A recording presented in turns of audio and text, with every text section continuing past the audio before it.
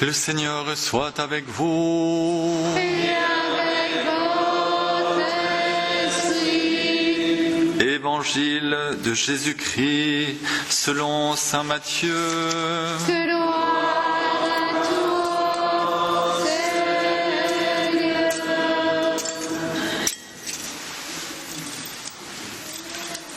Jésus parlait à ses disciples de sa venue. Quand le Fils de l'homme viendra dans sa gloire et tous les anges avec lui, alors il siégera sur son trône de gloire. Toutes les nations seront rassemblées devant lui. Il séparera les hommes les uns des autres, comme le berger sépare les brebis des chèvres. Il placera les brebis à sa droite et les chèvres à sa gauche. Alors, le roi dira à ceux qui seront à sa droite, « Venez, les bénis de mon Père, recevez en héritage le royaume préparé pour vous depuis la création du monde. Car j'avais faim et vous m'avez donné à manger. J'avais soif et vous m'avez donné à boire. J'étais un étranger et vous m'avez accueilli. J'étais nu et vous m'avez habillé. J'étais malade et vous m'avez visité. J'étais en prison et vous êtes venus jusqu'à moi. » Alors les justes lui répondront, « Seigneur, quand est-ce que nous t'avons vu? Tu avais donc faim et nous t'avons nourri, tu avais soif et nous t'avons donné à boire, tu étais un étranger et nous t'avons accueilli, tu étais nu et nous t'avons habillé, tu étais malade ou en prison, quand sommes-nous venus jusqu'à toi ?»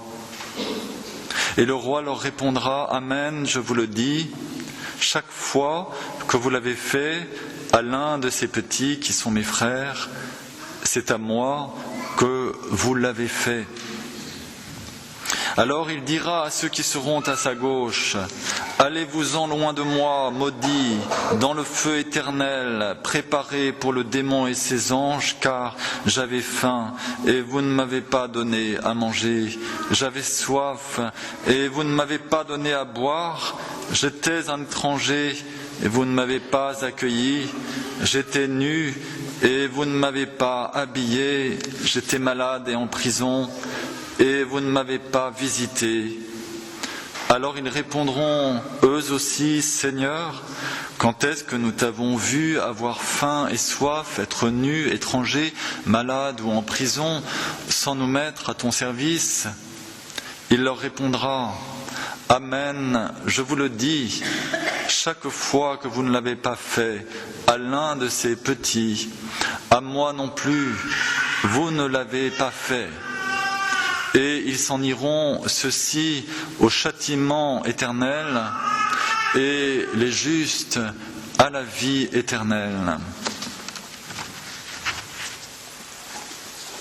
Acclamons la parole de Dieu. Alléluia, Alléluia, Alléluia, Alléluia, Alléluia,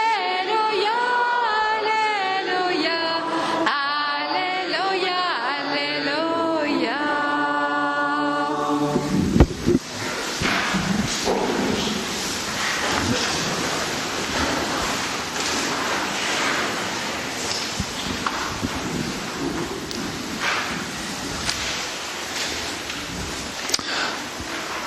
Alors, j'ai d'abord une question à vous poser suite à la lecture de cet évangile.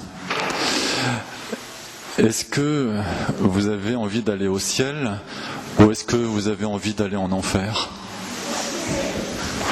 Là-bas, ils disent, qui veut aller au ciel? Il y en a qui n'ont pas levé le doigt, hein. C'est bizarre, ceux-là. Ceux-là, ils sont de ma droite. Je crois qu'on a tous envie d'aller au ciel. Et ce qui est intéressant, c'est que le Seigneur nous montre ici, en fait, le mode d'emploi, quoi. Mode d'emploi pour aller au ciel, ça peut être intéressant, hein. Voilà. Alors, le mode d'emploi pour aller au ciel, c'est assez simple apparemment.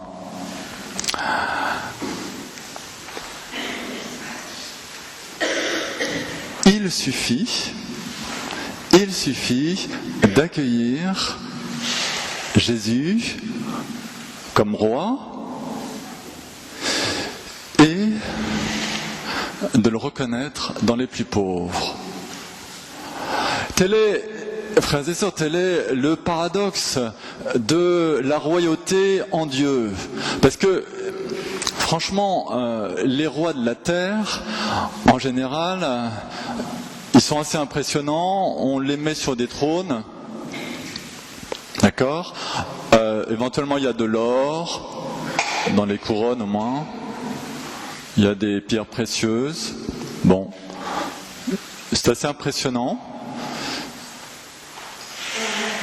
Alors que le roi du ciel, comment le voyons-nous ? Puisqu'on est à la fin de l'année. Alors, le début de l'année, c'est quoi ? C'est quelle fête ? La plus grande fête du début de l'année liturgique. C'est quoi ? C'est Noël. Alors, à Noël, on aurait pu, en fait, si vous êtes à la place de Dieu, enfin, imaginez, vous êtes à la place de Dieu. Et puis, vous voulez vraiment impressionner la galerie. J'arrive au milieu de mon peuple, donc je vais m'arranger pour que ça brille, pour faire préparer un palais, n'est-ce pas ? Vous savez ce que là, à Noël, déjà ça commence assez fort. Au lieu du palais, on se trouve dans une grotte, il y a même des animaux, ça doit sentir un peu bizarre hein, d'ailleurs. Enfin, c'est pas du tout le style d'un roi de la terre. Et puis la suite va être un petit peu paradoxale, la suite de la vie de Jésus. Hein. Jésus va faire des miracles, donc on se dit, ah oui, c'est super, c'est lui le roi. Regardez, il y a des aveugles qui voient, des sourds qui entendent, paralytiques qui se lèvent. Il y a même des résurrections des morts. Lazare, dis donc, hein. Bah, il est roi. Hein. Et tout de suite après, crucifié, crucifie-le. Voilà le visage de notre roi, qui est tout puissant, nous allons le dire tout à l'heure. Je pense que nous sommes tous croyants ici, enfin peut-être, enfin voilà. Enfin, si nous sommes croyants, nous allons dire avec le cœur tout à l'heure le credo. Je crois en Dieu le Père tout-puissant. C'est ça ton Dieu tout-puissant qui meurt sur une croix dans la dérision de tout le monde ? Cherchez l'erreur, il n'y en a pas. Parce que c'est une toute-puissance d'amour. Qui d'entre nous est capable, sous la torture, de tenir jusqu'au bout dans l'amour ? Ben, j'espère qu'on sera capable, avec la grâce de Dieu, si ça doit nous arriver. Ça, c'est la véritable puissance. Je peux jouer au caïd et t'enfermer dans des prisons tant que je veux, mais j'arriverai pas à changer ton cœur. Ça, c'est la toute-puissance humaine qu'on a projetée dans des faux dieux. Jupiter, qui envoie sur la terre le feu. Voilà, ça c'est la toute-puissance humaine qu'on projette dans les faux dieux. La toute-puissance de Dieu, c'est une toute-puissance d'amour. Il est crucifié et roi. C'est pour ça que dans l'église, d'ailleurs, il y a des crucifix. Alors, celui-là, c'est un crucifix souffrant, parce que les bras sont comme ça.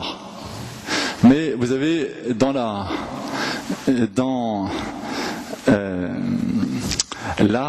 chrétien, notamment roman, des crucifix comme ça. D'accord ? Comme ça. Pas comme ça. Pas comme ça, mais comme ça. Voilà, pour dire que ça, ces crucifix-là, il est déjà ressuscité. C'est le Christ crucifié et ressuscité, glorieux. Et parfois, d'ailleurs, ils sont habillés sur la croix et les bras ouverts pour dire je t'accueille dans ma toute puissance d'amour, aussi loin que tu es, parce que je suis tout puissant. C'est quoi cette toute puissance ? C'est une capacité d'aimer qui va jusqu'au bout. Nous, dans notre capacité d'aimer, on cale parfois. Surtout quand il s'agit de pardonner l'impardonnable. Jésus sur la croix demande au nom de tous les plus pécheurs. Il demande le pardon de Dieu. Et ça, c'est la toute-puissance. La petite Thérèse, qui est docteur de l'Église, nous donne une définition de la toute-puissance, qui va d'ailleurs nous guérir de nos fausses visions de la toute-puissance autoritaire qui écrase, qui fait peur. Voilà. La définition de la toute-puissance. Pour que l'amour soit satisfait, il faut qu'il s'abaisse jusqu'au néant pour transformer en feu ce néant. Voilà la définition de la toute-puissance. Alors, si tu es une rose ou un lys, c'est-à-dire une plante, comme une plante très très noble, comme ces plantes-là sont assez hautes, vous voyez, Dieu n'aura pas beaucoup à s'abaisser. Normalement, il a pas mal au dos, hein, enfin, il va s'abaisser, c'est pas trop un problème. Mais si tu es une toute petite fleur, un petit peu insignifiante aux yeux, au regard des passants, alors Dieu lui te voit et il va s'abaisser encore plus bas pour venir jusqu'à toi. Et ça, c'est la toute-puissance. C'est une toute-puissance d'amour. Et en cela, il est roi. Mais c'est un roi qui ne va pas s'imposer. Vous voyez, le démon, il sait que Dieu est roi. Alors moi, j'ai découvert un truc dans les exorcismes, parce que vous savez, dans les exorcismes, on demande au démon son nom. Alors il a du mal à répondre. Mais un truc que j'ai trouvé il n'y a pas très longtemps, c'est de citer l'écriture, Philippiens 2, au nom du Christ, tout genou fléchit au ciel, sur terre et aux enfers. Et je dis au démon, là, tu es obligé de nous dire ton nom. Et en général, il le dit. Parce que Jésus est roi. Oui. Sauf que, il a besoin que toi, tu accueilles sa royauté. Parce que, comme on disait tout à l'heure, qui gouverne dans ta vie ? Quand tu te lèves le matin, qui gouverne dans ta vie ? Quand tu continues ta journée, qui gouverne dans ta vie ? Est-ce qu'il est vraiment roi, Jésus ? Qui est le roi ? Par exemple, le soir, c'est qui le roi ? C'est la télé ou c'est Dieu ?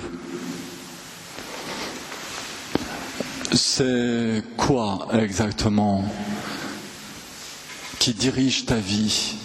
C'est qui ? Alors d'accord, tu vas me dire, je vais à la messe tous les dimanches. Je vais te dire, c'est vraiment super. Mais est-ce que ça veut dire que c'est seulement le dimanche de 11h à 12h15 que Dieu est roi ? Alors l'enjeu aujourd'hui, ça sera donc d'accueillir Jésus comme mon roi. On va lui dire tout à l'heure, d'accord ?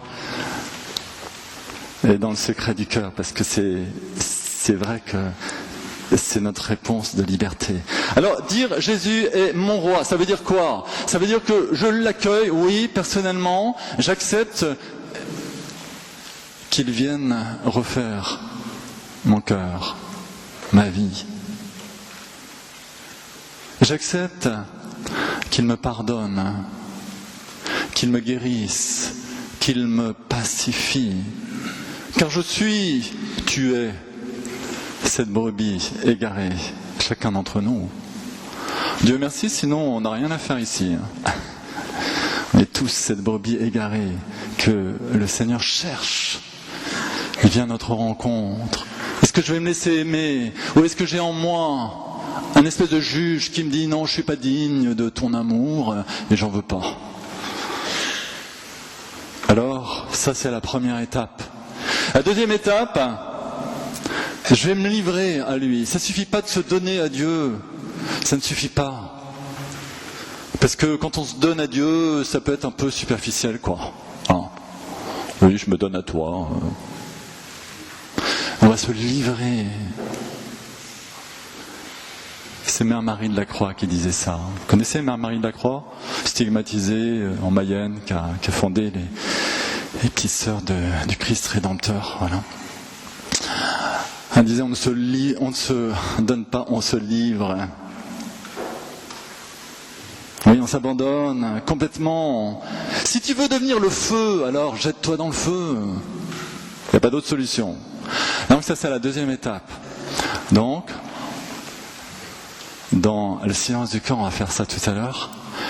Seigneur, je me livre à toi, je me livre à ton amour, je me donne à toi. Vous savez, ça peut aider d'ailleurs de l'écrire. Est-ce que vous avez déjà écrit? Je parle aux scouts là, qui sont là aussi. Hein.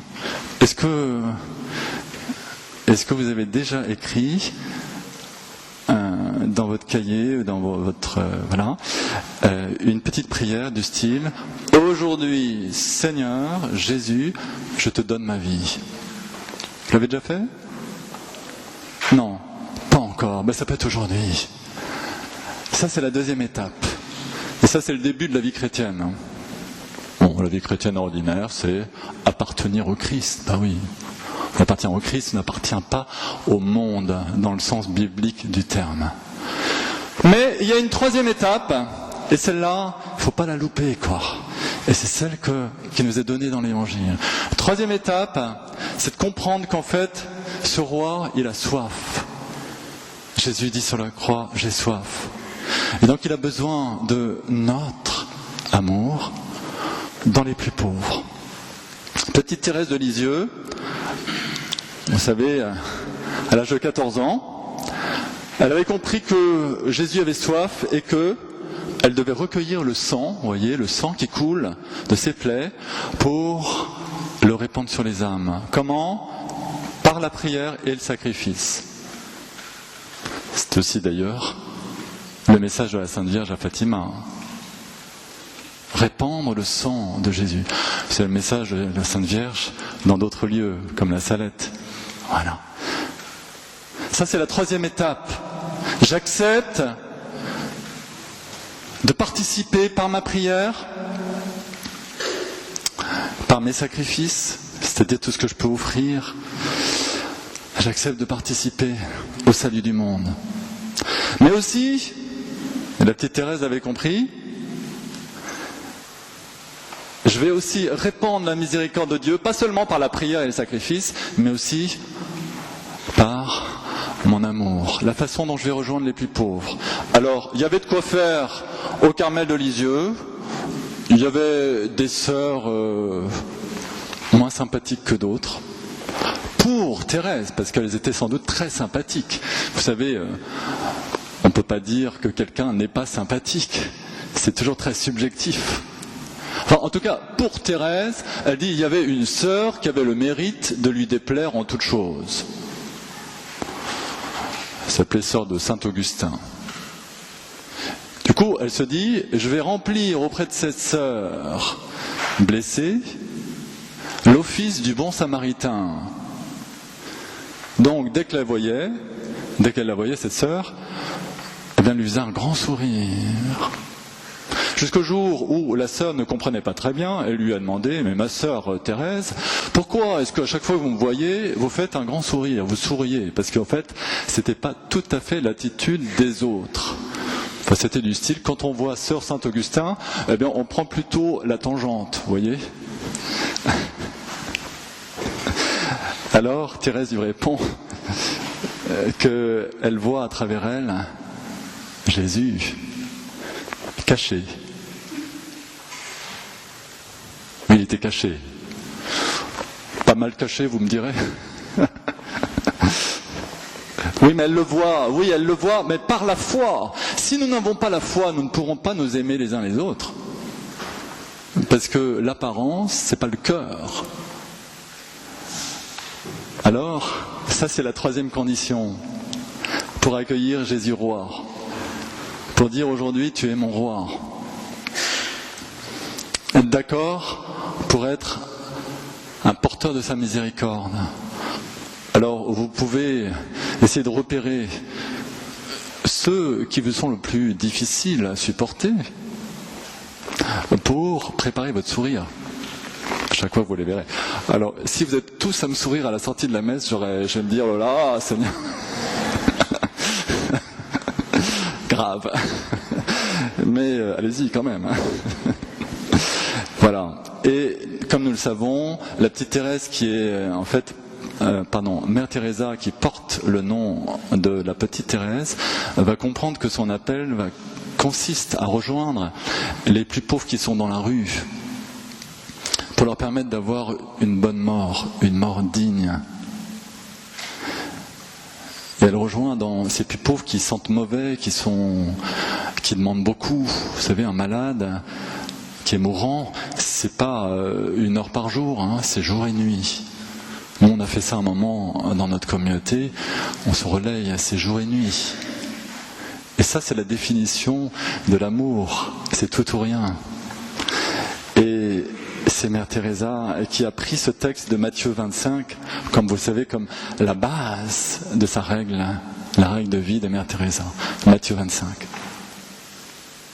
Alors pourquoi pas, en cette fin d'année liturgique, prendre Matthieu 25 comme notre règle de vie?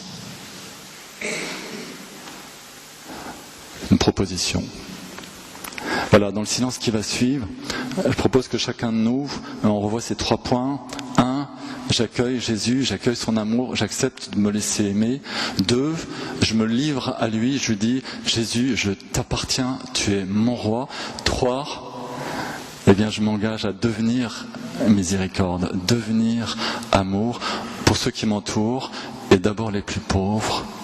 Amen. Seigneur, accueille-nous, accueille cette prière et établis-nous de plus en plus dans cette communion à ta royauté d'amour et de miséricorde. Amen.